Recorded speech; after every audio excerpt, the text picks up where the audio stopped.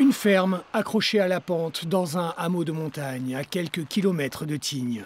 C'est ici qu'il faut monter pour rencontrer la dernière productrice d'un fameux fromage, le persillé de Tignes. Anémone Marmottan est en plein travail ce matin-là. Elle fait le grain de son cahier. Là, le cahier est vraiment beau là.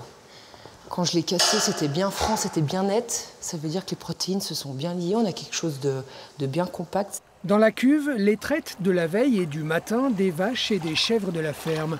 Il faut 2 types de lait pour faire le persillé de Tignes.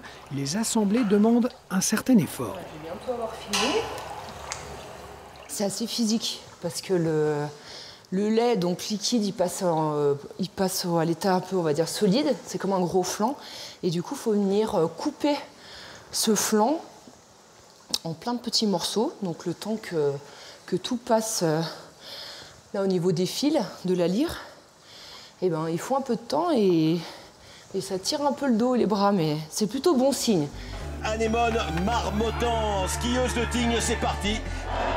Solliciter son corps, elle sait faire, Anémone. Il n'y a pas si longtemps, elle figurait parmi les 10 meilleures mondiales en ski alpin. Elle s'alignait au départ des JO de Vancouver en 2010 ou de Sochi en 2014.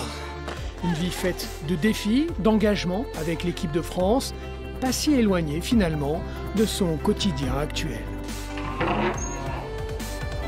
Quand j'étais athlète, eh ben, on a un gros niveau d'exigence, on a beaucoup de monde autour pour nous aider. Et là, quand on revient sur la ferme, eh ben, déjà on travaille avec du vivant. C'est pas tout le temps évident, mais bien sûr que le caractère et l'état d'esprit restent le même. On veut donner le meilleur pour arriver à des objectifs. Et ça, finalement, ça reste, c'est des objectifs, c'est des mécanismes qui restent les mêmes. Une vie plus zen, au rythme de la nature, mais l'envie toujours de figurer parmi les meilleurs, avec un fromage dont l'origine remonte aux premiers habitants du village de Tignes. Il fut englouti en 1952 par le barrage, un héritage transmis par le grand-père d'Anémone. Le persillé de Tignes était fait au vieux Tignes, et puis ensuite il y a eu la construction du barrage hydroélectrique. Le vieux Tignes a disparu, a été noyé, et c'est vrai qu'il y a une bonne partie des gens qui sont quand même partis.